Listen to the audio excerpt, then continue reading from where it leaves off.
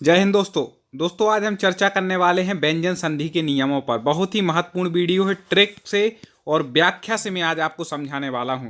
इसके पहले जब हमने स्वर संधि का वीडियो पढ़ाया और उसकी जो जबरदस्त ट्रिक बताई, लोग कहे कि सर एक पहली बार में ही मुझे संधि समझ में आ गई। आज आपको व्यंजन संधि भी समझ में आएगी। जो हमारे सब्सक्राइबर हैं वो हमारे टॉप 50 स्टडी यूट्यूब चैनल के माध्यम से संस्कृत की पूरी तैयारी बिल्कुल सिलेबस के अनुसार क्रम से कर रहे हैं। अभी तक यदि कोई नया व्यक्ति आया, उसने सब्सक्राइब ना किया हो, तो दोस्तों कर लें, जिससे एक भी महत्वपूर्ण वीडियो आपका संस्कृत व्याकरण का ना छूटे और आपकी पूरी परफेक्ट तैयारी हो। आप अच्छे से नंबर लेकर के आएँ और निश्चित ही आप हमसे जुड़ेंगे तो नंबर लेकर के जरूर आएंगे। कई लोग बोलते हैं सर कैसे जुड़ना, क्या करना। कुछ नहीं करना है, आप चैनल को सब्सक्राइब करके बेल आइकन को दबा करके ऑल नोटिफिकेशन क्लिक कर लें। आपको हमारा जो भी वीडियो अपलोड होगा मिलेगा। सबसे पहले मैं बोलूँगा दोस्तों, व्यंजन संधि के नियम पढ़ रहा हूँ। उसके पूर्व जिसने हमारे स्वर संधि के वीडियो को ना देखा हो, जरूर देख ले। आप प्लेलिस्ट में जाइए, हमारी प्लेलिस्ट है संस्कृत व्याकरण ट्रिक नाम से जो प्लेलिस्ट है, उसमें आप जाइए। उसमें संधि, समास, उपसर्ग, प्रत्यय, शब्द रूप, धातु रूप सब वीडियो ट्रिक से मिलेंगे आपको।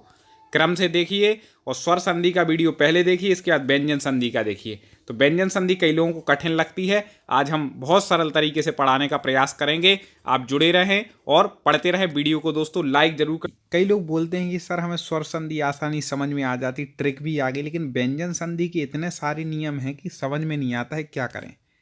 टेंशन नहीं लेना है। सबसे पहले तो संधि में टेंशन नहीं लेना है। व्यंजन संधि में आपको एक चीज़ समझनी है कि प्लस के इस तरफ व्यंजन होगा नियम से, ठीक है। कोई भी शब्द होगा वो क्या होगा, इस तरफ व्यंजन, मतलब उसमें हलंत लगा होगा, स्वर से रहित होगा। जैसे मान लो सम लिखा तो माँ में हलंत होगा, ठीक है। जैसे उत लिखा तो ता में हलंत होगा। इस प्रकार से रहेगा। और प्लस की इस तरफ या तो स्वर होगा या फिर व्यंजन होगा। तो अपन को प्लस की इस तरफ देख लेना है कि व्यंजन है, मतलब व्यंजन संधि हो जाएगी, ठीक है।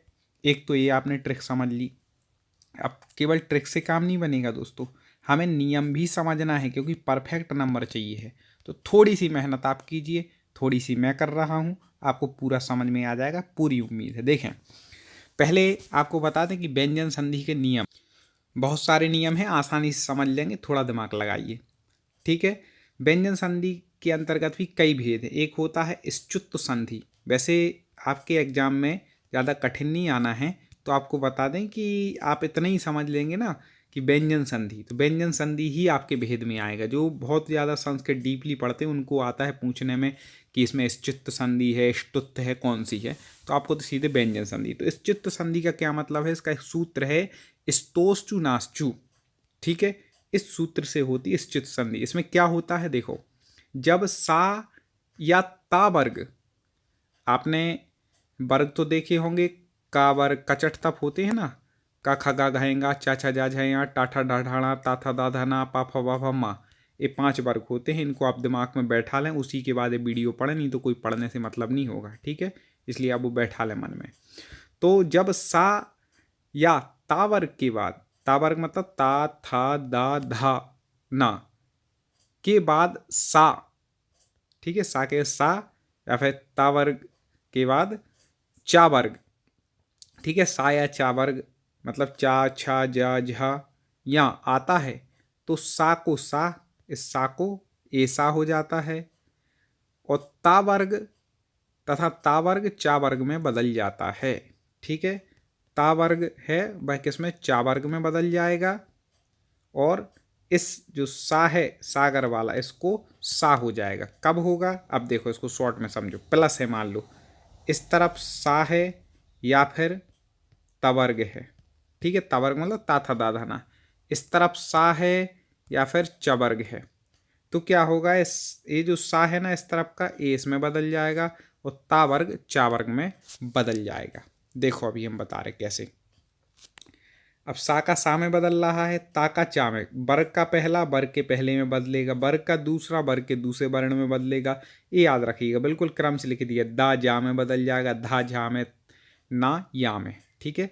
और सा किस में बदलेगा, सा में। ए वाला सा इस सा में। अब देखो उदाहरण देखो, रामस चिनोती, ठीक है। तो यहाँ सा के बाद क्या आ रहा है, ठीक है। तो यहाँ पे सा के बाद चा वर्ग आ रहा है, तो सा को किस में बदलना है आपको, सा में। अब चूंकि सा यहाँ पर कैसा है, आधा, तो आधा ही सा में बदला जाएगा। ठीक है, तो सा को सा में बदल दो, बाकी सेम लिख दो।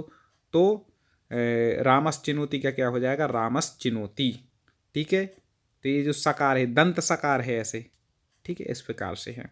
और देखो कश्चित, तो सा को क्या करना है, चा आ रहा है इस तरफ, चा वर्ग बताया ना, या तो फिर सा के बाद सा आ जाए या फिर चा वर्ग आ जाए। तो चा वर्ग आ रहा है तो इस सा को किस में बदलना है, इस सा में बदलना है, तो बदलते जाओ।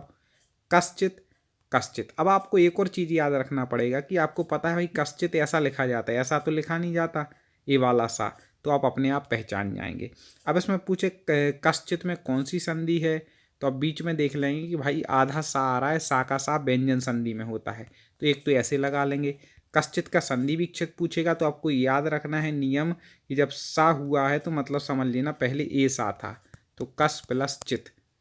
ठीक है, और विच्छेद उसने दे दिया और संधि पूछ रहे हैं मान लो, तो आप आसानी से पहचान जाएंगे कि सा के बाद चा आ रहा है तो इसको सा में बदलना है, और कश्चित ऐसा लिखा जाता है ऐसे।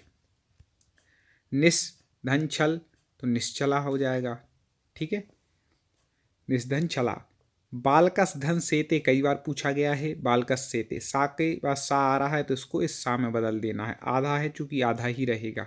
व्यंजन संधि है इसलिए इस तरफ व्यंजन होना है प्लस के इस तरफ, हर उसमें हलंत लगा होगा। देखो इस सा में भी हलंत था, इसमें भी, इसमें भी, इसमें भी, ता में भी हलंत है, ना में भी हलंत होगा।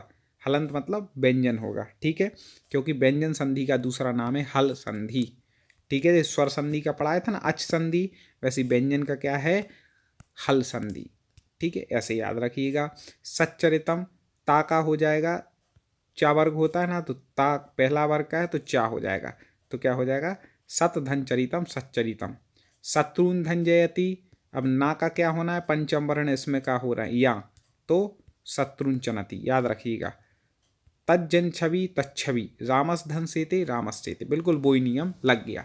तो आपने एक नियम समझ लिया भैया कि अपन को क्या करना है, सा को इस सा में बदलना है और इसी के साथ ता वर्ग को चा वर्ग में बदलना है। ठीक है, आगे देख लेते हैं।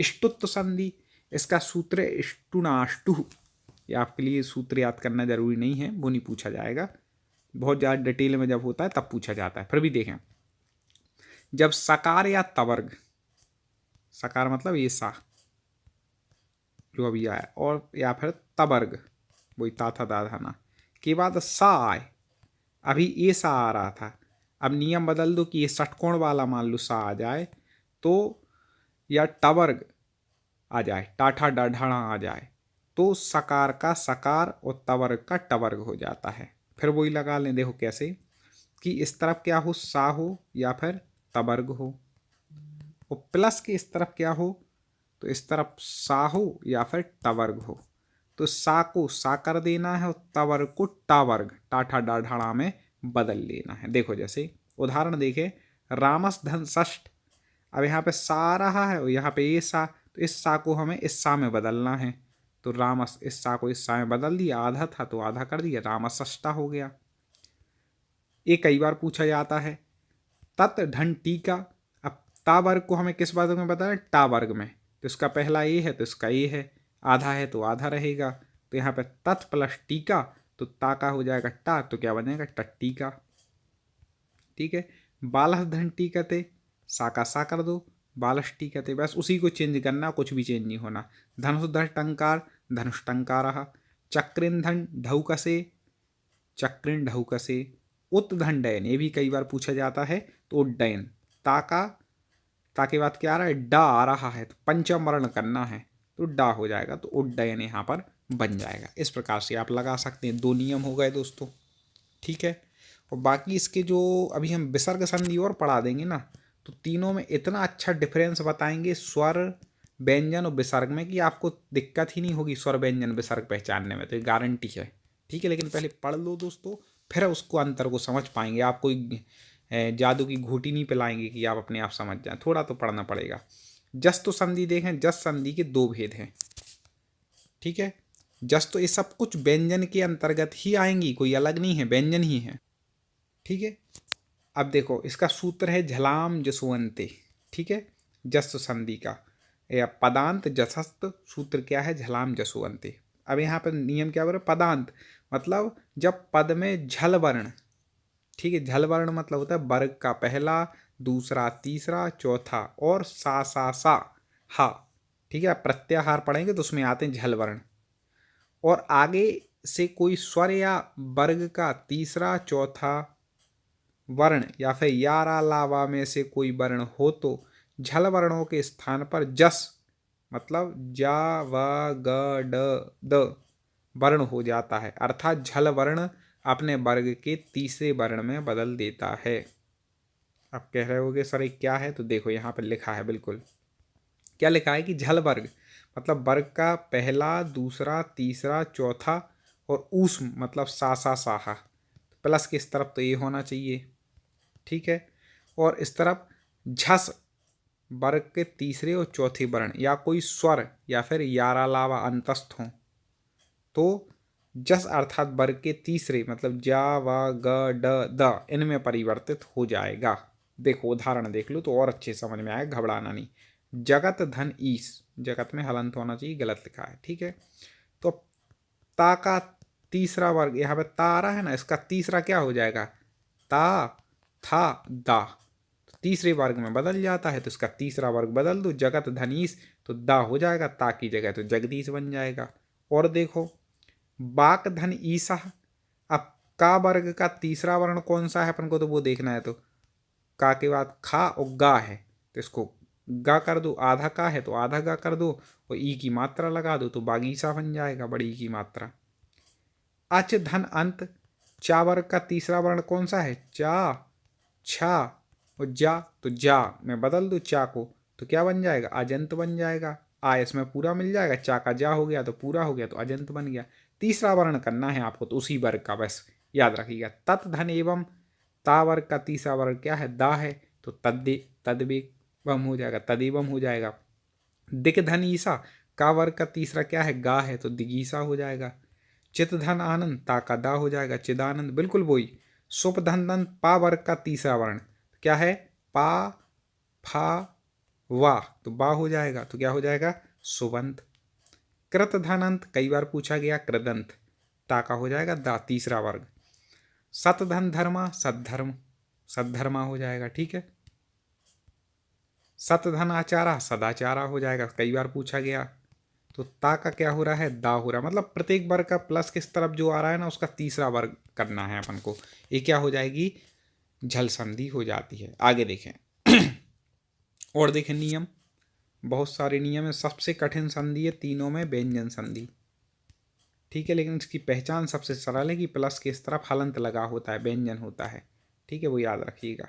और देखो आपदांत जसा, सूत्र क्या है इसका, झलाम जस जसी, ठीक है, सूत्र से होती है संधि, लेकिन आपको सूत्र महत्वपूर्ण नहीं है, जो हम पढ़ा रहे हैं वो बस आप समझ लो तो काम में हो जाएगा। झल मतलब वर्ग के पहले, दूसरे, तीसरे, चौथे ऊष्म वर्ण, इसको क्या कहते हैं, झल।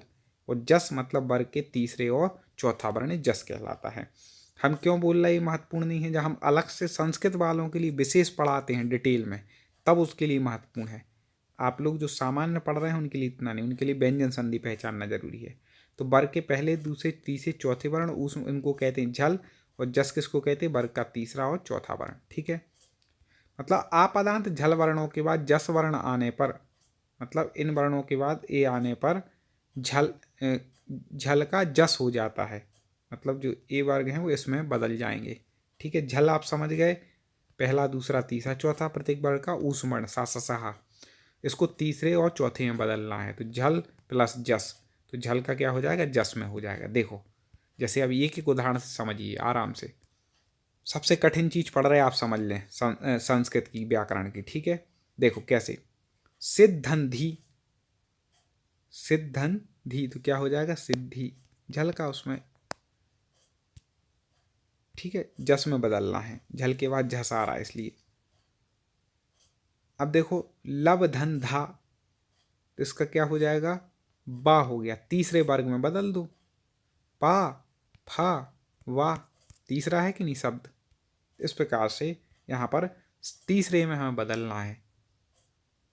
अब ता था दा, दा आता है ना तो धा की जगह क्या हो जाए, दा, तीसरे वर्ण में बदलना है उसी पर। भा का तीसरा वर्ग क्या है, बा है। क्रोध धा, ठीक है, ता था धा, ता था दा, तो यहाँ पर भी धा को किसमें दा में बदलेंगे, तीसरे वर्ग में बदलना है, क्योंकि जस मतलब आपको क्या बताया है, वर्ग का तीसरा चौथा वर्ण। लब धन धुम, तो भा वर्ग, भा किस में आता है, पा वर्ग में, तो इसका तीसरा वर्ण कौन सा है, तो पा, फा, वा, तो इसको बा में बदल दो तो लब धुम बन जाएगा। ठीक है, तो आप इसको सरल पहचान लेना, किसी शब्द में बीच में आधा शब्द जुड़ा है तो वहाँ पर कौन सी संधि है, व्यंजन संधि है। इसमें ये उदाहरण याद रख सकते हैं। ठीक है, इतना ही महत्वपूर्ण है, ज़्यादा डिटेल में नहीं घुसना है। चर्त संधि खरीच सूत्र से होती है। देखो इसका क्या है, झल वर्णों से परे खर वर्ण, खर वर्ण कौन से हैं, वर्ग के पहले दूसरे तथा सा के आने पर झल के स्थान पर चर्ग, चर मतलब वर्ग के पहले तथा सा वर्ण हो जाते हैं। देखो क्या बोल रहे हैं कि प्लस के इस तरफ क्या हो, झल वर्ण हो, झल वर्ण मतलब वर्ग का पहला दूसरा, ठीक है, और सा के स्थान के आने पर मतलब प्लस की तरफ ए हो और प्लस की तरफ क्या हो, खर वर्ण। ठीक है, तो उसको क्या हो जाएगा, चर वर्ण हो जाएगा, मतलब पहले वर्ग के पहले और सा वर्ण हो जाते हैं। उदाहरण से और अच्छे से समझ में आ जाएगा। नियम समझें फिर उदाहरण देख लें। वैसे आपको बताएं कि हम फिर समझ लें, आप निगमन विधि से पढ़ रहे हैं, क्योंकि इसमें पहले क्या होता है, नियम फिर उदाहरण, तो वही अभी पढ़ा रहा है उस विधि से। थोड़ी कठिन होती है लेकिन समझ में। देखो यहाँ पर आगे सरल है बिल्कुल, सद धन कारह, ठीक है, दा को अपन ने किस में बदल दिया, ता में बदल दिया, क्योंकि यहाँ पर क्या आ रहा था, का आ रहा था। ठीक है, तो उसको बदलना है, तो सद धनकारा का क्या हो जाएगा, सत्कारा। सबसे पहले आपको एक चीज समझनी कि शब्दों का ज्ञान होना चाहिए। ठीक है, सदकार आप लगा लेंगे कोई शब्द नहीं होता, इससे संबंधित क्या होता है, सत्कार होता है। लव धन स्यते, तो इसका बन जाएगा लपस्यते। मैं सोच रहा हूँ एक शॉर्ट वीडियो और ले आऊँगा आपके लिए स्वर संधि का, ये डिटेल वाला हो गया जिसमें आसानी से बता देंगे शॉर्ट में आप क्या पढ़ लो, लेकिन पूरा पढ़ना भी जरूरी है। उद धन पन्ना, तो दा का यहाँ पर अपन ने ता किया था, तो यहाँ पर भी ता कर दें तो हो जाएगा उत्पन्ना। ठीक है, क्योंकि ता था दा इसी वर्ग का तीसरा वर्ण है, तो इसको पहला वर्ण करना है। आया था ना नियम कि तीसरे को पहला करना है, इस प्रकार से यहाँ पर हो जाएगा, तीसरे को पहला कर दिया अपन ने। ठीक है, तो दा जो वर्ग है इसको अपन ने दा को क्या कर दिया, ता कर दिया। आगे देखें उद्धन स्थानम, तो दा का क्या कर रहे हैं, ता कर रहे हैं, तो उत्थानम हो जाएगा, उत्दन थानम, स्थानम कर दिया तो उत्थानम। युद्ध धन सा, तो क्या हो जाएगा, धा को यहाँ पे क्या करना है, ता, तो युत्सा हो जाएगा। तद धन परा, तत्परा हो जाएगा। और दिग धन पाला, तो क्या हो जाएगा, गा का खा गा, ये तीसरा वर्ग है, इसको पहला करना है, तो गा का क्या हो जाएगा, पहला का, तो दिग धन पाला क्या बन जाएगा, दिक्पाला बन जाएगा। कुछ हम संधि का अलग से एक वीडियो लाएंगे प्रैक्टिस सेट, जिसमें संधि विकसित होंगे तो और आपको आसानी होगी। लेकिन आज आपने यदि थोड़ा सा भी समझ लिया ना तो आपका बहुत सारा कंप्लीट हो गया कि व्यंजन संधि सबसे कठिन है, इसके नियम बहुत ज़्यादा हैं। अनुस्वार संधि ये सरल है, मौनुस्वार है इसका सूत्र है, बिंदी को कहते हैं अनुस्वार, माँ का इसमें उच्चारण स्थान होता है। देखें जब पदांत में मतलब पद के अंत में माँ के बाद कोई हल वर्ण, हल हमने पहले बता दिया था, व्यंजन वर्णों को क्या कहते हैं, हल वर्ण आता है, तो माँ का अनुस्वार, अनुस्वार मतलब बिंदी हो जाता है। मतलब यहाँ पर क्या बोलना चाह रहे हैं कि माँ के बाद प्लस के इस तरफ माँ होगा, इसके बाद कोई भी व्यंजन आ जाए तो इस माँ को हम क्या कर देंगे, बिंदी कर देंगे, सीधी बात है। देखो माँ के बाद कोई भी शब्द आए तो बिंदी लगा देना। रामम धन बंदे, माँ के बाद ये हल वर्ण आ रहा, व्यंजन आ रहा है तो रामम बंदे, व्यंजन आए कोई भी व्यंजन आ जाए। शिवम धन पूजयति, शिवम पूजयति, ऊपर बिंदी, माँ की बिंदी करते जाना, याद रखिएगा। फलम धन पतति, तो फलम पतति, माँ की बिंदी कर दो, अनुस्वार कर दो बस। गुरुम धन नमति, गुरुम नमति, सरल है। माँ को हमें क्या करना है, इस तरफ कोई भी व्यंजन हो प्लस के इस तरफ माँ हो वो हलंत, तो उसको बिंदी लगा देना, बस हो गया। अब देखें अनुस्वार पर्ण सवर्ण संधि, इसको देखें। अनुस्वारस्य यही पर सवर्ण, मतलब मौनुस्वारा सूत्र से किए गए अनुस्वार के बाद, अभी अपन ने जो मौनुस्वारा सूत्र से अनुस्वार किया था ना ए, ठीक है, यदि य मतलब सा हा को छोड़कर सभी वर्ण हों तो अनुस्वार को पर्ण सवर्ण मतलब उत्तर पद के आदि में स्थित वर्ग का पांचवा वर्ण हो जाता है। ठीक है, यदि मान लो अभी तो बोल रहे थे कि इस तरफ कोई भी व्यंजन आ जाए, अब कह रहे हैं कि इस तरफ यदि सा हो गया है ना तो वर्ग का पांचवा वर्ण कर देना है हमें। ठीक है, जो वर्ण है उसी वर्ग का पांचवा वर्ण, जैसे उदाहरण से समझ लो, कोई दिक्कत नहीं। सांधनतः इससे बना शांतः, तो यहाँ पे ता वर्ग आ गया। अब ता आ गया तो ता का पांचवा वर्ग कौन सा है, ता था दाधा ना है, तो यहाँ पे इसमें आधा ना कर दिया। ठीक है, तो अनुस्वार का क्या हो गया, ना हो गया। जो वर्ग प्लस के इस तरफ होगा ना उस वर्ग का अंतिम पंचम वर्ण हो जाएगा, क्योंकि इस तरफ क्या आ रहा है, सा आ रहा है इसलिए, और सा के ऊपर अनुस्वार है। तो यहाँ पे लिख रहा है समधन चया, अब चा आ रहा है तो चा का पंचम वर्ण कर लो, चा छा जा झैया ये आता है तो इसमें जोड़ दिया संचया। ठीक है, ये जो अनुस्वार था ना, अनुस्वार मतलब बिंदी, इसके स्थान पर क्या हो जाएगा, ये इसका पंचम वर्ण हो गया। और देखें समधनपत्ति, अब अनुस्वार का पावर का अंतिम जो होता है, ठीक है, पावर का अंतिम क्या है, पा फा बाबा माँ, तो यहाँ पे माँ का जोड़ दिया, संपत्ति हो गया। कुंडन थीटा, तो यहाँ पे ठा आ गया, तो ठा चावर का है, टावर का है, टा ठा डा ढा णा है, तो णा हो गया, तो यहाँ पे कुंठिता बन गया। चूंकि आपको बता दें माँ कैसा है, हलंत है, जैसे कुम है तो कुम को ऐसा अलग अलग करो तो कुम है, तो इस माँ ये कैसा था, हलंत, तो यहाँ आधा था, तो ये भी आधा ही शब्द आ रहे हैं। जब यहाँ पर भी कह रहे हैं कथनचित, कई बार पूछा गया, चावर का अंतिम क्या है, या है, तो वही कर दो, अनुस्वार को या कर देंगे तो कथनचित ऐसा बन जाएगा। संधंजया, अब जा आ रहा है, जा किसका है, चावर का है, चाछा जाझा, तो इसका पंचम वर्ण कौन सा, या है, तो यहाँ पर भी वही हो जाएगा संचया। मतलब अपन को क्या करना है कि यदि यहाँ पर, ठीक है, जो उन्होंने कहा था कि सा इत्यादि हों, तो वहाँ पर क्या होना है, पंचम वर्ण होना है जो वर्ग के इस तरफ आए उसका, तो पंचम वर्ग अपन ने कर दिया। आगे देखें लत्व संधि तोरली सूत्र से होती है, इस सामान्य जानकारी के लिए। यदि तवर्ग मतलब ता था दा धा ना के बाद ला वर्ण आता है तो ता वर्ग का ला हो जाता है। सरल है ये, ता वर्ग के बाद यदि ला आ जाए, ठीक है, तो ता वर्ग का भी हम क्या कर देंगे, ला कर देंगे। विशेष यदि ना के बाद ला आता है तो ना का अनुनासिक ला अर्थात लम हो जाएगा, ऊपर बिंदी आ जाएगी यदि ना आए तो। बाकी तो जो चार वर्ण आएंगे तो अपन उनको क्या कर देंगे, सीधा ला कर देंगे। जैसे देखो ता वर्ग में उत धन लेखा, ता आ गया तो इसका क्या करना है, हमें ला करना है। यदि ला के इस तरफ ला होना चाहिए, हर जगह नहीं करना है ता का ला, जब इस तरफ ला हो तो उत धन लेखा, तो ता का आधा ला कर देंगे तो उल्लेखा बन जाएगा।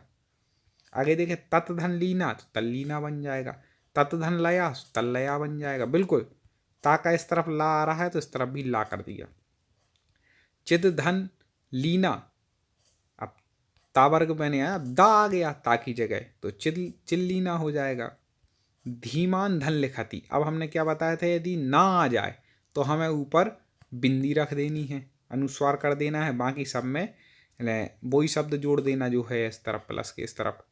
तो धीमान धन लिखती, तो धीमन लिखती ऊपर बिंदी हो गया। विद्वान धन लिखती तो विद्वन लिखती। ठीक है, इस प्रकार से ना आ जाए तो बिंदी रख देना, बाकी जो वर्ण आ रहा है ता वर्ग के बाद उसी वर्ण को डबल कर देना आधा।